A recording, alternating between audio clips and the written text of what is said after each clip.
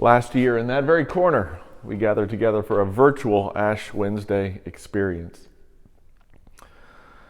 This year, I invite you to a similar experience as you watch this video on Ash Wednesday or somewhere around that time.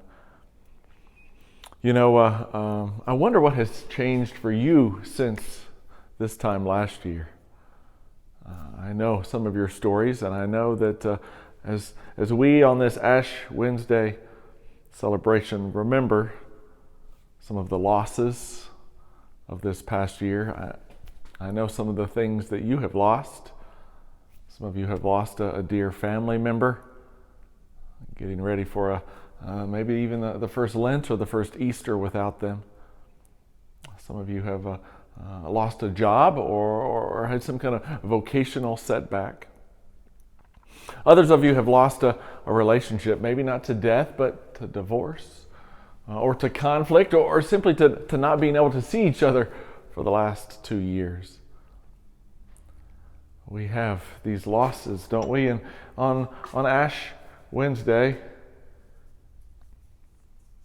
we remember with these experiences the finitude of life, the destruction, the death that we are all a part of. I remember when we gathered together last year in the pandemic, it was a very different time and place, and yet the losses are still real this year. As we remember with finitude the death and destruction in this life, we place ashes on our face as a reminder. Dust to dust. To dust you will return. And yet, we remember it's not the end of the story.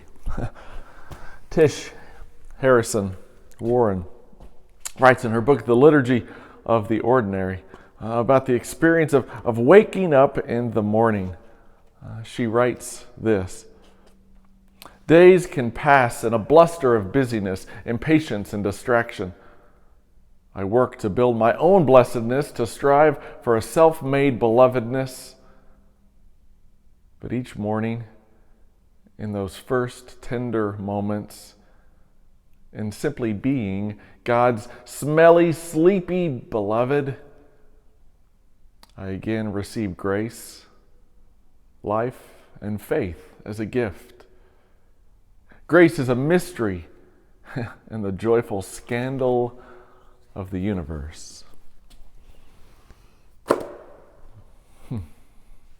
We begin again.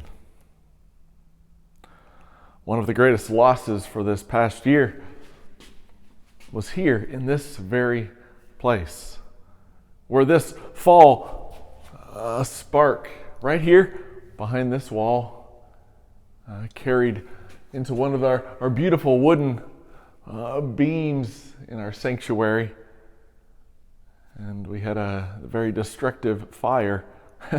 This year, ashes mean something very different to me. And yet, I had a church member who lives out of town now text me soon after the fire this fall, and he reminded me of the story of Lawrence and the story of the phoenix rising out of the ashes. And it's a reminder indeed that there is even life out of death. Isn't that the story of our faith? After every Ash Wednesday, there are the Easter lilies. After every Lent, there is resurrection. And after every death, there is new life. We celebrate it just right over there in baptism, as I have stood with you or with your children or with your grandchildren and said, buried with him in death, raised to walk in newness of life. Today is the day that we remember our finitude, remember our ashes, remember the death and destruction of this world. And it's the day that we remember a new day, a new light, a new hope, a new resurrection. This year, we continue to celebrate in the Roger Williams room at noon today.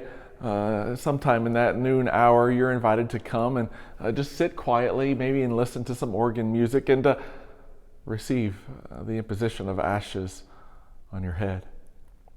And then at 6:30 or thereabout this evening, you're invited to come and participate in a service based in a kind of a loose sense on what we do in our early service at the 8:38.